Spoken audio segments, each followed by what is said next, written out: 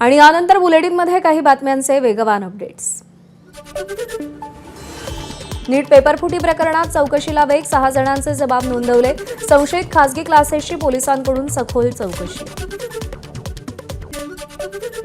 नीट पेपरफुटी प्रकरणातील मनीषा वाघमारेकडे वेगवेगळ्या खात्यातून तब्बल 21 वेळा लाखो रुपये जमा झाले। या खात्यांचा अधिक तपास सुरू। लोखंडे आणि मनीषा यांच्यात अनेक संशयास्पद व्हॉट्सअप कॉल्स आणि टेलिग्राम मेसेजेस झाल्याचे देखील समोर।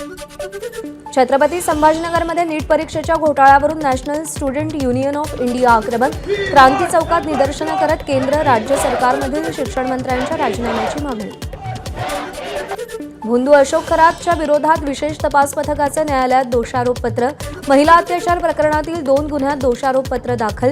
तब्बल 1200 पानांचं दोषारोपपत्र। अशोक खरात विरोधात दाखल झालेल्या 9 गुन्ह्यांचा तपास एसआयटीच्या माध्यमातून सुरू। 2 गुन्ह्यात दोषारोपपत्र दाखल। इतर गुन्ह्यांमध्ये दोषारोपपत्र लवकरच दाखल होणार। सलग 49 दिवस खरातची एसआयटीकडून चौकशी। भोंदूबाबा अशोक खरात मनी लॉन्ड्रिंग प्रकरणात रुपाली चाकणकरांची ईडी चौकशी। मुंबईतील वरळीतल्या झोन 2 कार्यालयात चाकणकरांची चौकशी। अशोक खरात आणि चाकणकर यांच्यामध्ये आर्थिक व्यवहार झाला का? ईडीकडून प्रश्नांची सरबत्ती।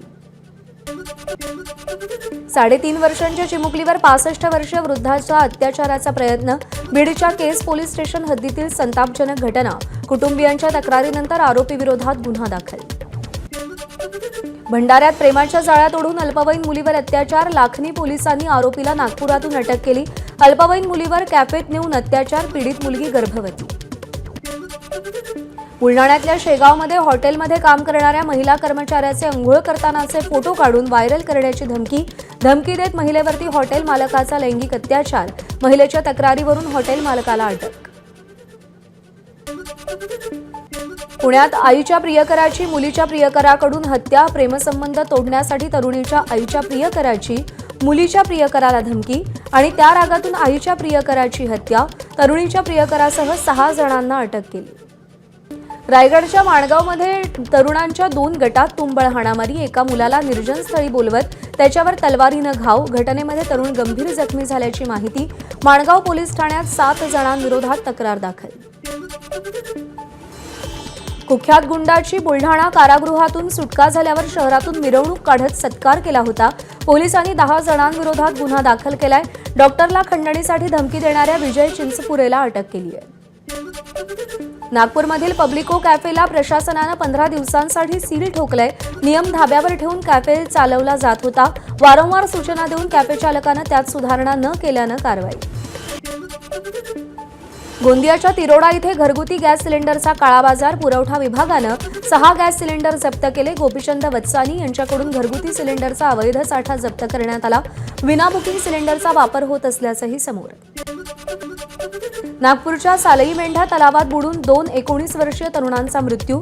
पोहण्यासाठी पाण्यात उतरले असता अंदाज न आल्यानं दुर्घटना। रात्री उशिरा दोन्ही मृतदेह पाण्यातून बाहेर काढण्यात आलेले आहेत। मुलीचं कन्यादान करताना वडिलांचा हृदयविकाराच्या झटक्यानं मृत्यू। लग्नमंडपात विधीस्थळीच कोसळले। बुलढाण्याच्या सिंदखेड राजा तालुक्यातील वरदडी गावातली घटना।